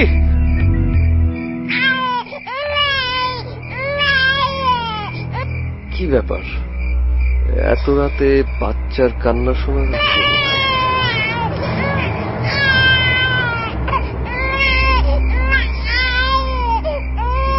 মা, মা কোথায় গেলে? মা, কি ব্যাপার, বাড়িতে কেউ নাই নাকি? সরফরাজ। কে ওখানে? এত তাড়াতাড়ি ভুলে গেলে? আরে কে আপনি? বাড়ির ভেতরে ঢুকলেন কি করে? বাচ্চাটা কাঁদছে সরফরাজ, এবার খুলে নাও। কে কে আপনি? আমি আকৃতি। আকৃতি, তুমি এখানে? হ্যাঁ আমি। বাচ্চাটা কি সুন্দর হয়েছে, নাও এই একটু খুলে নাও। এই এই আমার কাছে আসবে না, একদম আমার কাছে আসবে না। আমাদের ফেলে তুমি চলে আসতে পারলে আমাদের তো ভীষণ কষ্ট হয়। আমি আসলে কি করব বুঝে উঠতে পারছিলাম না। আমাকে মাফ করে দাও। মাফ? মাফ তো আমি নিজেকেও করতে পারিনি সরফরাজ। আমার একা থাকতে ভালো লাগে না, চলো আমার সাথে, আমি তোমাকে নিতে এসেছি। না না, আমার কাছে আসবে না, আমার কাছে আসবে না, আমাকে ছেড়ে দাও, ছেড়ে দাও আমাকে। না না, ছেড়ে দিতে তো আমি আসিনি। না না,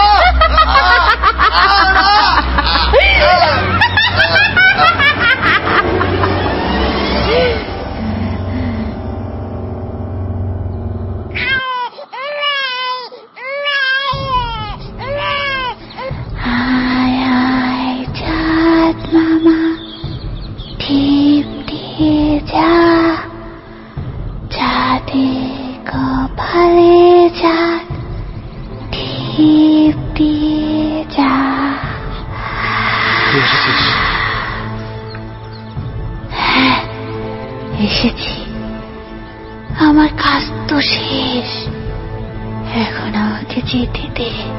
না, আমি তোকে কোথাও যেতে দেব না। তুই চলে গেলে তো আমি একা হয়ে যাব। আমার খুব যন্ত্রণা হয় রে। না না না, এটা হয় না।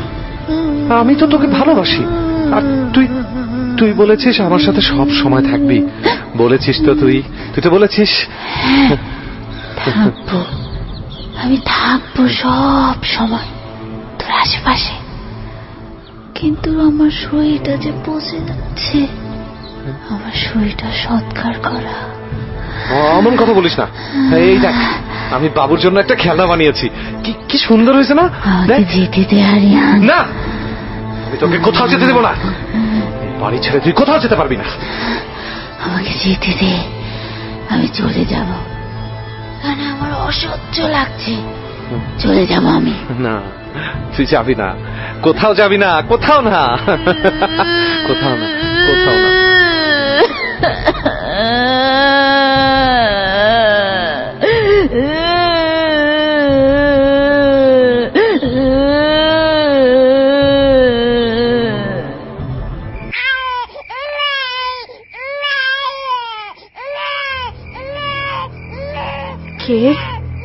কে ওখানে? মা, ও মা, মা। কে? আকৃতি? হ্যাঁ মা। কি হয়েছে মা? তুই কাঁদছিস কেন? আর তোর কোলে এটা কে? আমার বাচ্চা। সুন্দর হয়েছে না মা? তোর বাচ্চা? কি বলিস এসব? আর তুই এত রাতে এখানে কিভাবে এলি? আমি এখন যে কোনো সময় যে কোনো জায়গায় যেতে পারি মা। আকৃতি, তোকে এমন দেখাচ্ছে কেন মা? কি হয়েছে তোর? মা, আমার লাশটা আরিয়ানের বাসায় আছে, আমার ওখানে খুব কষ্ট হচ্ছে মা, খুব কষ্ট হচ্ছে। লাশটা পচে যাচ্ছে, আমার লাশটা সৎকার করো মা, সৎকার করো। ও মা, মা ওঠো না মা। আকৃতি, আকৃতি, এটা কেমন স্বপ্ন দেখলাম আমি? আরিয়ান, আরিয়ানকে একটা ফোন করতে হবে।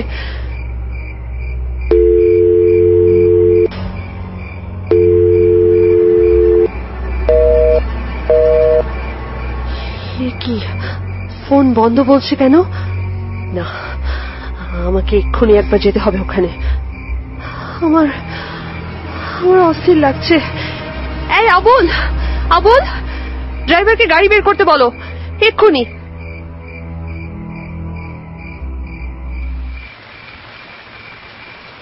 আরিয়ান,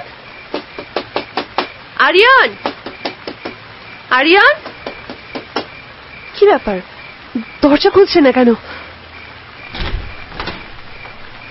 এ কি, দরজা নিজে নিজে খুলে গেল। এসেছো মা, এসো এসো মা। আকৃতি? হ্যাঁ মা, এসো। এই যে উপরে আমি, এসো। এ কি দেখছি আমি? আকৃতি, আকৃতি, আমি তাহলে স্বপ্ন দেখিনি। আমার আকৃতি আর নেই, আমার আকৃতি নেই। আকৃতি, আমি ওকে অনেক বুঝিয়েছি আন্টি, অনেক বুঝিয়েছি, তবুও ওই ছেলেটার সাথে চলে গেল। আরিয়ান, এসব কি আরিয়ান? তুমি কি পাগল হয়ে গেছো? আরে না আন্টি, আমি ওকে বিয়ে করতে চেয়েছিলাম, বুঝলেন? ওর ওই বাচ্চাটা সহ ও রাজিও হয়েছিল। এই যে আমি ওর জন্য লাল শাড়ি কিনে ওকে পরিয়ে দিয়েছি, দেখেন দেখেন। আরিয়ান, তুমি পাগল হয়ে গেছো। আকৃতি আর নেই, ও চলে গেছে। ওর সৎকার করতে হবে বাবা। না না, তুমি মিথ্যা কথা বলছেন। দিদি তো আছে, আমার সাথেই থাকে সব সময়। ওই পেছনে তাকিয়ে দেখেন না, ইজি চেয়ারে বসে আছে। এখানে কেউ নেই। আজই আকৃতির লাশ সৎকার করতে হবে। তোমার আকৃতি তো আর নেই। ওকে আমি অনেক বুঝিয়েছিলাম, কিন্তু তোমাকে আমি এভাবে শেষ হতে দেব না বাবা। হ্যালো, মেন্টাল অ্যাসাইলাম থেকে বলছেন? জি, আমি পেশেন্টের মা বলছি।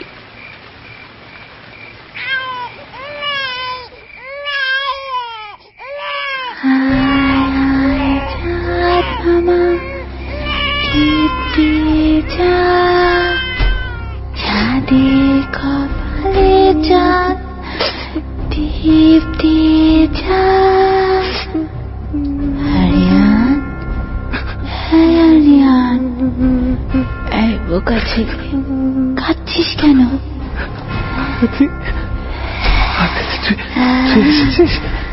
দেখ না, ওরা কেউ বিশ্বাস করলো না তুই আমার সাথেই থাকিস। তোর বডিটা নিয়ে গেল। ভালোই করেছে, আমার কষ্ট হচ্ছিল না। এই যে এখন তো আমি তো সাথেই আছি। ওরা কেউ আমার কথা বিশ্বাস করে না, আমাকে এখানে আটকে রাখছে। ওরা বলছে আমি নাকি পাগল। আকৃতি, তুই আমাকে ছেড়ে কোথাও যাবি না তো? না, আমি আর বাবু সব সময় তোর সাথে থাকবো। তুই আশেপাশে তাকালেই আমাদের দেখতে পাবি। চাঁদ মামা টিপতে যা।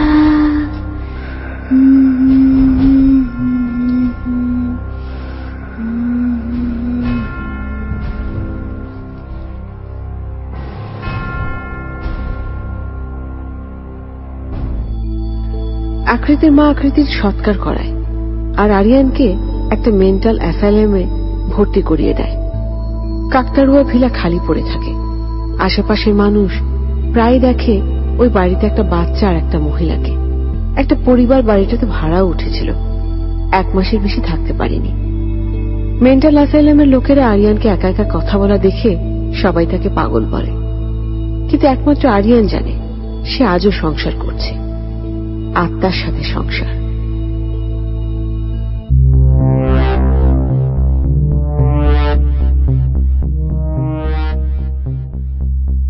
কুয়াশা brought to you by Igloo আইসক্রিমে আছে আজ শারমিন সুচিরেবিস রেডিও 89.2 FM। শেষ হয়ে গেল আজকের গল্প, যার নাম আত্মার সাথে সংসার, লিখেছেন আনিকা চৌধুরী প্রিয়ন্তী, নাট্যাংশ পরিচালনাও করেছেন প্রিয়ন্তী।